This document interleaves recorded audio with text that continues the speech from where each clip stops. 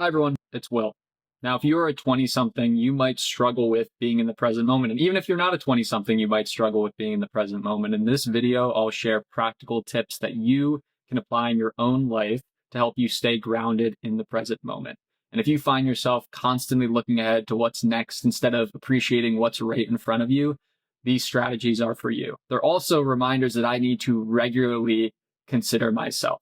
Now, quick note, as someone who's 24 years old, I think one of the biggest challenges for a lot of people in this stage of life is trying to navigate everything on their own. So having people around you who push you to stay consistent, think bigger, and continue growing can make a huge difference, especially during periods of uncertainty or transition.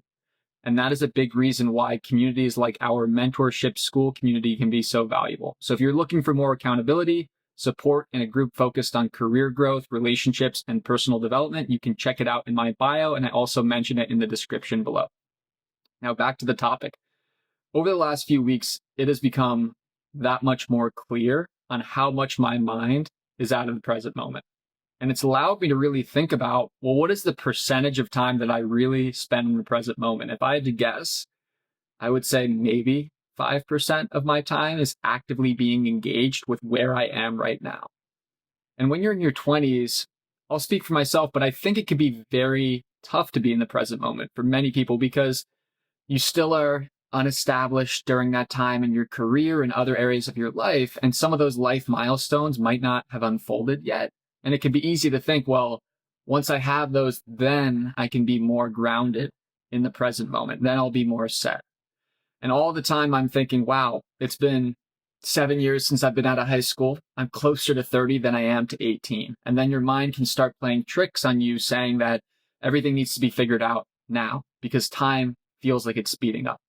And it can be incredibly stressful. And I've experienced that stress over the last few weeks as well.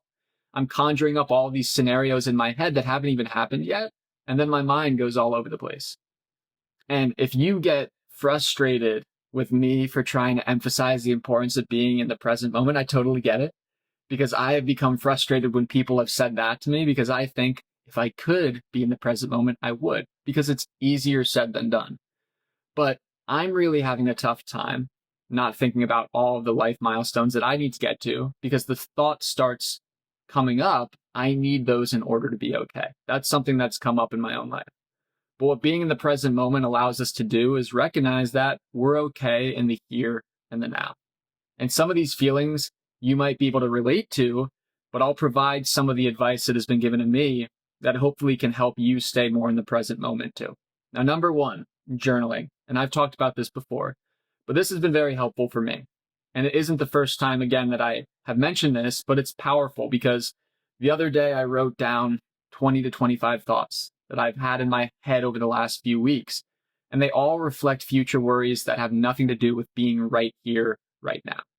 And when you have the chance to journal, it takes all of these subjective thoughts that seem to make a lot of sense when you think about them. And then you see them on paper and you start to see how they might not be as true as we think. Now, that doesn't necessarily mean that this journaling activity immediately releases all of those thoughts from your mind. I wish that were the case. But being able to see them written down can start to build the awareness that they might not be as true as we might think. Number two is the rocking chair analogy. I had never heard this until a week ago when I was having a conversation with someone. But they were saying that worrying is like a rocking chair. It gives you something to do, but it doesn't really get you anywhere. And that was a very helpful saying to be reminded of because it allowed me to realize how much our minds can look for the worst case scenario. Worrying can sometimes feel like an action step. The more I worry, at least what I think, the more I worry, the more prepared I will be for whatever comes my way. But typically that just leads to useless stress that gets in the way of other things that come up in our life. And when I'm out of the present moment and worrying about the future, now I'm ruining the moment that I have right in front of me too. So being able to recognize that is important. Number three, meditation. How can we talk about being in the present moment and not talk about meditation? This one's an important one. And sometimes it's really hard to see the immediate effects of a meditation practice in our lives. We might demonstrate more peace later on in the day and attribute it to something outside of the 20-minute meditation that we did earlier that morning. Sometimes guided can be helpful. Other times being able to just listen to the silence can be helpful too. And what's been advised before to me is being able to continuously focus on your breath. Or another thing that you can do is pick one of the senses. And for 60 seconds, you might say, I'm going to focus on sight. Then I'm going to focus on sound or touch. It sounds simple, but I also don't want to minimize the fact that it can still be difficult at times. But what seems to come up is a lot of times the ease from meditation comes on delay. You don't always see those moments come up immediately where you feel that ease. You might start seeing glimpses throughout the day where you start to worry and say, this isn't helping me. Let's get back to the present moment.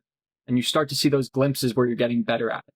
And when that comes up, I think it's very important to be able to recognize that your meditation practice has something to do with it.